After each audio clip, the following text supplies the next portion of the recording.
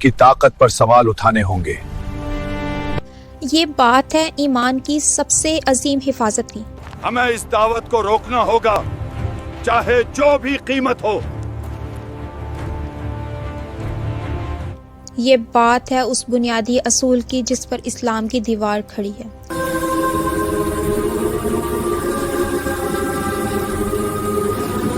یہ بات ہے اس وقت کی جب مکہ کی تاریخ میں توحید اور شرک کے بیچ آخری سودا ہونے جا رہا تھا۔ 1 سال ہمارے خدا، 1 سال تمہارا اللہ، کیا یہ برا سودا ہے؟ یہ وہ دور تھا جب مکہ کے سردار اور قریش کے مشرکین نبی کریم صلی اللہ علیہ وآلہ وسلم کی دعوت سے بری طرح پریشان ہو چکے تھے۔ ہمیں کوئی ایسا رستہ نکلنا ہوگا کہ لوگ ہمارے خداؤں کو نہ چھوڑیں۔ ہر روز ان کے خداؤں کی حقیقت بے نقاب ہو رہی تھی اور لوگ تیزی سے اللہ کے رسول کی طرف آ رہے تھے۔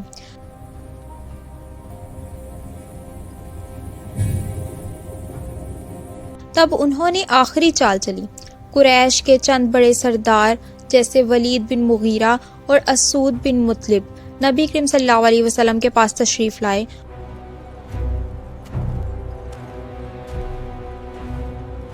ان کے چہروں پر مسلط اور امن کی نقاب تھی۔ انہوں نے ایک عجیب تجویز پیش کی۔ انہوں نے کہا، اے محمد، ہم تم سے ایک سمجھوتا کرتے ہیں۔ اے محمد صلی اللہ علیہ وآلہ وسلم، ہم تم سے ایک سمجھوتا کرتے ہیں۔ ہم 1 سال تمہارے اللہ کی عبادت کریں گے اور اگلے سال تم ہمارے خداؤں کی عبادت کرنا۔ اس طرح ہم سب مل جل کر رہیں گے۔ ہم 1 سال تمہارے اللہ کی عبادت کریں گے اور اگلے سال تم ہمارے خداؤں کی عبادت کرنا۔ اس طرح ہم سب مل جل کر رہیں گے۔ اگر تمہارا دین بہتر نکلا تو ہم اس کو اپنائیں گے، اور اگر ہمارا طریقہ بہتر نکلا تو تم اس کو اپنانا۔ اگر تمہارا دین بہتر نکلا تو ہم اس کو اپنائیں گے اور اگر ہمارا طریقہ بہتر نکلا تو تم اس کو اپنانا۔ وہ سوچتے تھے کہ اس نصف اور نصف فارمولے سے نبی کریم صلی اللہ علیہ وسلم راضی ہو جائیں گے اور ان کی دعوت کی رفتار رک جائے گی۔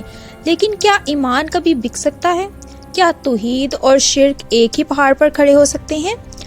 اس نازک ترین وقت میں جب دین کی بنیاد پر آگ اور پانی کے ملنے کی بات کی جا رہی تھی تو اللہ نے کوئی جواب دینے کا اختیار اپنے رسول کو نہیں دیا۔ اللہ کی طرف سے فوراً وحی نازل ہوئی جو ہمیشہ کے لیے مسلمانوں کو دین میں کسی بھی طرح کے سمجھوتے سے منع کرتی ہے، اور نازل ہوئی سورہ کافرون۔ قل یا ایھا الکافرون۔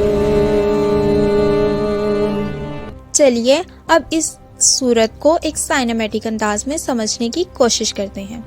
قل یا ایھا الکافرون، کہہ دیجئے اے کافرو، لا اعبد ما تعبدون، میں اس کی عبادت نہیں کرتا جس کی تم عبادت کرتے ہو۔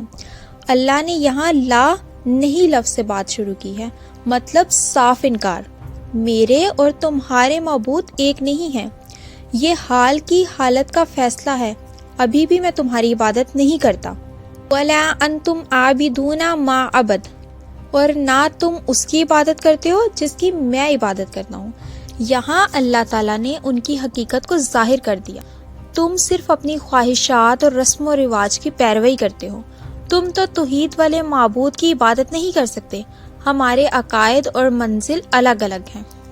وَلَا أَنَا عَابِدُ مَا عَبَدْتُمْ وَلَا أَنْتُمْ عَابِدُونَ مَا عَبَدْ، اور نہ میں آئندہ اس کی عبادت کروں گا جس کی تم نے عبادت کی، اور نہ تم آئندہ اس کی عبادت کرو گے جس کی میں عبادت کرتا ہوں۔ غور کیجئے اللہ نے ان آیات کو دوبارہ کیوں اتارا؟ بعض تفسیر میں علماء بتاتے ہیں کہ یہ تاکید ہے، یہ آخری بات ہے۔ یہ آیات مستقبل کو بھی کور کرتی ہیں، مطلب فیوچر میں کوئی بھی چانس نہیں ہے، میں اپنے دین پر مضبوط رہوں گا اور تمہاری طرف سے میرے دین کو اپنانے کی کوئی نیت نہیں ہے۔ ہمارا اور تمہارا راستہ، طریقہ اور منزل مکمل طور پر الگ ہیں۔ سورت کی عظمت اور اجر کو نبی کریم صلی اللہ علیہ وآلہ وسلم نے فرمایا، سورہ کافرون قرآن کے 4 کے برابر ہے۔ سورہ کافرون صرف 1400 سال پہلے کے قریش کے لیے نہیں اتری تھی، یہ آج بھی ہمارے لیے ہی ہے۔ جب آپ کو سوشل پریشر یا مادیت پرستی کے نام پر اپنے دینی اصولوں کو سمجھوتا کرنے کے لیے کہا جائے، جب دین کو دنیا کے ساتھ ملانے کی کوشش کی جائے، تو یہی 6 آیات آپ کی ڈھال بنے گی۔ آپ کا دین آپ کے لیے اور میرا دین میرے لیے، اس دیوار کو مضبوط رکھو۔ ہمارا مشن یہی ہے کہ ہم قرآن کی اس بنیادی ہدایت کو حسین، آسان اور دلچسپ طریقے سے آپ تک پہنچائیں۔ اگر آپ کو ہماری یہ کوشش پسند آئی ہے تو اس ویڈیو کو لائک کریں اور کمنٹس میں ضرور بتائیں کہ آپ کو سورہ کافرون کی کون سی بات سب سے زیادہ گہری لگی۔ ہمارے چینل کو سبسکرائب کریں تاکہ آپ ہدایت کی اس روشنی میں ہمیشہ منور رہیں۔ اگلی ویڈیو میں پھر ملاقات ہوگی۔ اللہ حافظ۔